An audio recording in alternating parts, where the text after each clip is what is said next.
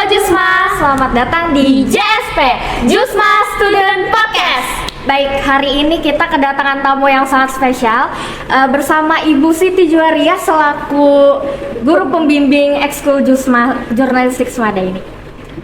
Halo Ibu. Halo. Ibu sehat keadaannya? Sehat. Alhamdulillah. Oke, kita langsung aja masuk ke pertanyaan pertama nih. Oke, untuk pertanyaan pertama, berapa tahun sudah Ibu membimbing ekskul jurnalistik Semada? Oke, Ibu sebagai pembimbing jurnalistik Semada itu masuk 2 tahun ya, 2 tahun ini. Wah, tapi Ibu merasa senang banget gak untuk bisa masuk jadi pembina ekskul jurnalistik Semada? Senang dong, senang sekali. Senang banget Ibu. Senang sekali, ya. Senang. Oke, untuk kira-kira kenapa nih Bu alasannya Ibu memilih untuk menjadi pembimbing ekskul jurnalistik Semada? Oke, untuk menjadi pembimbing ekskul itu sebenarnya bukan keinginan guru sendiri ya, tetapi ditawarkan oleh wakil kepala sekolah bidang kesiswaan. Jadi pada saat itu Ibu ditawarkan untuk membina, apakah bersedia, karena pada saat itu sedang kosong ya pembinanya karena pembina Jusma sebelumnya pindah tugas di dinas yang lain. Jadi ketika Ibu ditawarkan, Ibu langsung setuju karena terus terang ini memang bidang yang Ibu sukai. Ibu sudah dari SMP dulu suka membuat majalah mading ya, dari SMP. Kemudian pada saat kuliah Ibu juga memilih ekskul jurnalistik, namun karena kesibukan kuliah kemudian Ibu juga kerja, jadi kurang optimal. Nah, jadi ketika Ibu ditawarkan untuk menjadi pembina Jusma, Ibu sangat excited. Nah, jadi akhirnya menerima. Isi madingnya apa tuh yang Ibu bikin tuh? Kan Ibunya bikin mading kan katanya Ibu? Iya. Zaman dulu tuh apa ya Ibu? Hal-hal yang lagi jadi perbincangan saat itu, kalau nggak salah apa tentang bahaya merokok atau gimana gitu. Kemudian Ibu bikin apa teka-teki silang, nanti siapa yang bisa menjawab dapat hadiah seperti itu. Hadiahnya apa tuh Bu? Ya buku, pulpen. Yang Oke. anak-anak SMP pada saat itu suka. Oke, keren guys, mantap. Untuk pertanyaan selanjutnya Bu, apa tantangan terbesar Ibu saat membimbing siswa-siswi di ekskul jurnalistik Semada? Tantangan terbesarnya itu adalah mungkin ini ya, untuk ekskul ini kan memerlukan biaya yang tidak sedikit, memerlukan peralatan yang perlu di-upgrade, kemudian juga untuk upgrade itu biayanya tidak sedikit. Nah, jadi mungkin tantangannya lebih ke peralatan yang sering diusulkan anak-anak Jusma, tetapi kita belum sepenuhnya bisa mengadakan ya karena memang keterbatasan dana seperti itu. Tapi Ibu rasa tantangan itu tuh bukan suatu masalah, justru itu yang memacu kreativitas. Terbukti bisa bikin podcast seperti ini, kemudian liputan-liputan yang lain, membuat film pendek untuk lomba. Nah, itu kan salah satu ini ya, kreativitas anak-anak Jusma untuk tetap survive dengan keterbatasan peralatan yang ada. Tapi gimana sih Bu solusinya anak jurnalistik Semada ketika keterbatasan itu Bu? Dioptimalkan apa yang ada saja, atau mungkin jika ada anggota Jusma lain yang mempunyai peralatan pribadi bisa dipinjamkan, juga salah satu solusi kan. Kalau misalnya, jadi jangan jadikan kekurangan atau keterbatasan itu menghalangi kreativitas. Keren. Mantap. Baik, untuk pertanyaan selanjutnya, apa saja proyek atau liputan yang paling berkesan selama Ibu membimbing di ekskul jurnalistik Semada ini? Oke. Proyek dan liputan ya. Nah, kalau proyek itu ada beberapa yang tiap tahun itu pasti ada lomba yang resmi dari pemerintah, kan ada FLS 2N atau sekarang namanya FLS 3N. Nah, itu sangat berkesan karena mungkin Ibu baru tahun ini juga mereview hasil karya anak-anak Jusma seperti film pendek, kemudian fotografi, dan yang yang mendapat juara 3 tingkat kota kemarin itu tentang jurnalistik ya. Iya. Nah, tentang menulis artikel. Nah, Ibu sangat apa namanya? Senang atau merasa bangga dengan apa yang anak-anak Jusma lakukan, apapun hasilnya ya, itu tetap suatu menjadi hal yang membanggakan. Untuk proyek, terus kemudian apalagi itu pertanyaannya Bu?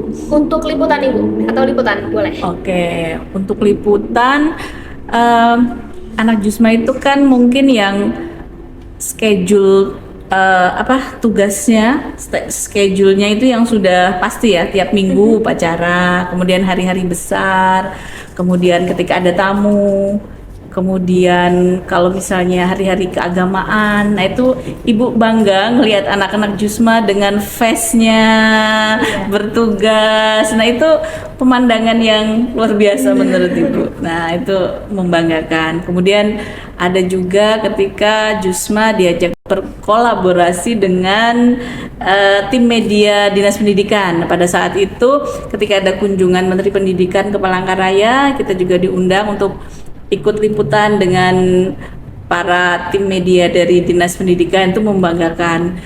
Yang terakhir adalah Jusma juga diundang ke TVRI Kalimantan Tengah untuk mengisi 2 acara 2 hari berturut-turut, yaitu acara Katambung dan Kalteng Bicara. Nah, itu adalah sesuatu yang membanggakan. Nah, kita Jusma diundang tentu bukan karena tidak melakukan apa-apa kan, karena yang sudah mereka lakukan akhirnya diundang. Dan itu ada sesuatu prestasi yang patut disyukuri dan dibanggakan. Mudah-mudahan kedepannya bisa lebih baik lagi dari yang sudah dicapai saat ini.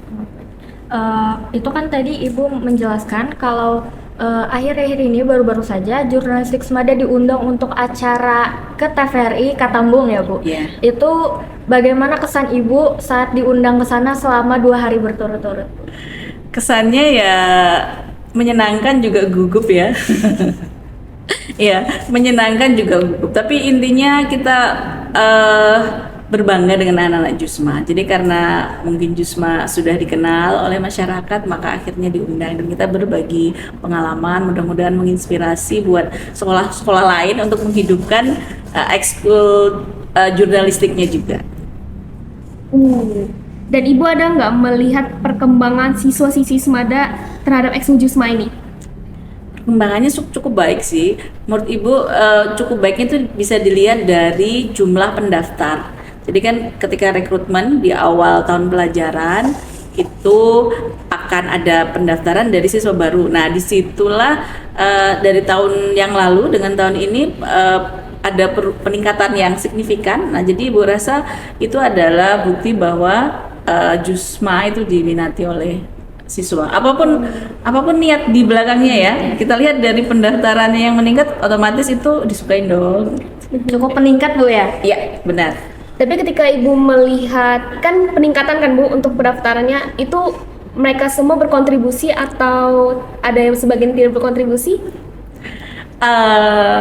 Ibu rasa dalam setiap ekskul itu akan selalu ada tantangan-tantangan seperti itu ya. Jadi di awal ketika ingin ikut ekskul Jusma itu kan setiap orang punya niat masing-masing. Ada yang ingin mengembangkan kemampuannya atau bakatnya dari awal, ada juga yang karena penasaran, ada juga yang karena cuma ikut-ikutan temennya karena nggak tahu harus milih ekskul apa. Tetapi anak-anak yang memang punya bakat atau punya minat dalam bidang itu dan ingin mengembangkan potensinya, itu yang akan survive. Jadi tidak masalah. Pertama mungkin ikut-ikutan, tapi lama-lama ketika melihat kakak-kakaknya bekerja dengan baik, lebih percaya diri, public speakingnya lebih bagus atau penulisannya lebih bagus, akhirnya mencoba dan lebih baik, kan tidak masalah. Jadi kita terima saja.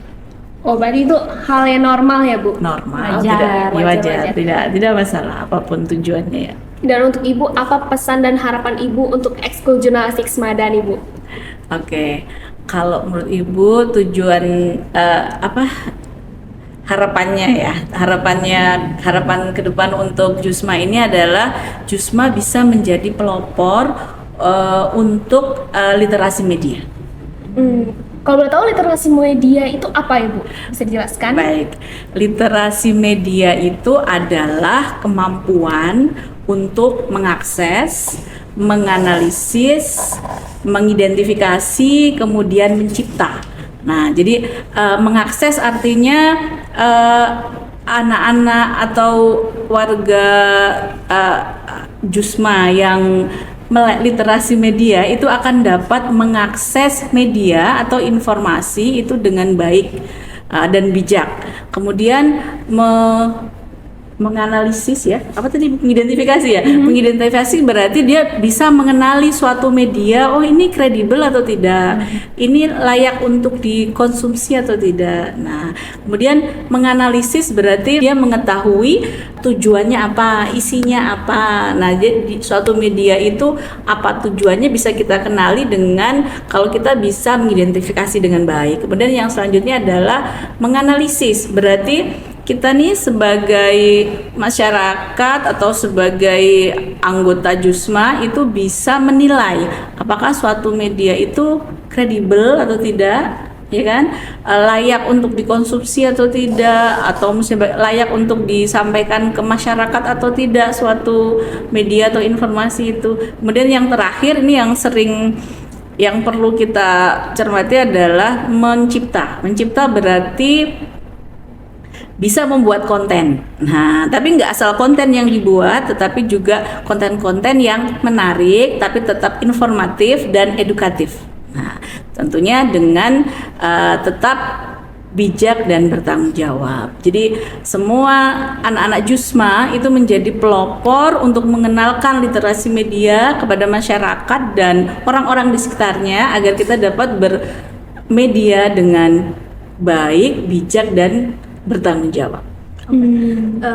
Kemudian tadi bagaimana cara mereka atau anak-anak jurnalistik Semada itu sendiri mencari tahu, memastikan bahwa informasi yang mereka dapat mereka sampaikan kepada publik itu layak untuk diterima atau dipublikasikan begitu, Bu? Oke, nah dengan ini ya, literasi media yang baik itu secara tidak langsung kita akan mempunyai indera untuk mengenali, oh ini kira-kira hoax atau bukan, oh ini bagus apa enggak sih untuk pelajar, atau ini ada manfaatnya atau tidak. Nah, itu otomatis dengan literasi media yang baik itu kita akan mudah mengenali. Jadi, ketika kita bisa mengenali ini baik atau tidak, maka kita akan tahu langkah selanjutnya bagaimana. Apakah kita harus melaporkan ke pihak yang berwenang, ataukah kalau misalnya itu baik kita bisa menyebarkannya kepada masyarakat. Nah, itu hanya bisa dilakukan oleh anak-anak muda kalian ini yang mempunyai literasi media yang baik. Berarti menganalisis satu-satu ya Bu sampai benar-benar beritanya itu valid. Iya, benar. Oke. Oke, untuk selanjutnya kita masuk ke dalam sesi bercerita pengalaman, Bu ya. Untuk bercerita pengalaman yang pertama, pertanyaannya ceritakan satu proyek atau cerita anak Jusma yang paling Ibu banggakan. Bukan karena prestasinya, tapi karena proses dibaliknya. Oke. Yang paling membanggakan itu adalah ketika membuat film pendek ya. Membuat film pendek pada lomba FLS 3N tahun ini. Nah, di situ mereka luar biasa menyiapkan setting lokasinya ya. Kemudian menyiapkan talent-talentnya, kemudian syutingnya sampai subuh. Nah, yang membuat Ibu bangga adalah ketika itu semua selesai dilakukan, kemudian Ibu disuruh diminta buat mereview filmnya, itu Ibu sempat ini ya, meneteskan air mata karena ceritanya sangat menyentuh, tetapi tetap menyemangati. Jadi ceritanya itu tentang dua pelajar gitu kan ya, dalam satu frame yang split frame. Nah, yang satunya dari kalangan kondisi sosial menengah, kemudian yang satunya dari orang yang berkecukupan, yang satunya ya berkekurangan. Nah, tapi di situ scene-nya adalah dibuat dari bangun tidur sampai mereka sama-sama berprestasi. Nah, dengan berbagai macam prosesnya dalam waktu sekian menit ya, itu sangat menyentuh tanpa dialog tapi sangat menyentuh. Kemudian pemilihan warna itu pesannya benar-benar nyampe kepada ibu yang sebagai penonton ya. Jadi ibu sangat bahagia, bangga jadi satu. Jadi hingga ibu berpikir itu bakalan menang nih. Nah, ternyata hasilnya tidak seperti yang kita harapkan ya, tapi nggak masalah. Yang penting tetap berkarya, jangan putus asa, apapun hasilnya itu biar masyarakat yang menentukan. Kita biar berjuang aja gitu ya. Ya, benar. Untuk ide FLS film pendeknya itu dari mereka sendiri, Bu? Iya benar, anak-anak sendiri. Keren ya. Untuk film pendeknya jadi mereka menceritakan walaupun berbeda dari bentuk sosial, tapi mereka bisa sukses. Iya, tetap berprestasi apapun. Tidak membedakan. Iya, apapun kondisi ekonominya itu tidak menghalangi untuk tetap berprestasi. Nah, itu yang diharapkan dimiliki oleh setiap anak muda sekarang. Kira-kira nih Bu, apa harapan Ibu untuk pembuatan lomba seperti itu, seperti FLS 2N ke depannya Ibu? Oke, pertama mungkin ya kita lihat temanya ya, karena tiap tahun temanya berbeda. Kemudian jauh-jauh hari sudah dipersiapkan dengan matang, manajemen waktunya, kemudian ceritanya, kemudian pengambilan gambar yang lebih teknis itu mungkin bisa dipersiapkan jauh-jauh hari. Kalau nanti misalnya temanya ini kita udah persiapkan, kalau temanya ini maka nanti mungkin jalan ceritanya seperti ini, kalau temanya B, jadi kita udah siap-siap dari jauh hari ya, karena itu kan event tahunan dan tidak mungkin kita skip kan. Jadi sebenarnya bisa dipersiapkan lebih awal sehingga hasilnya bisa maksimal.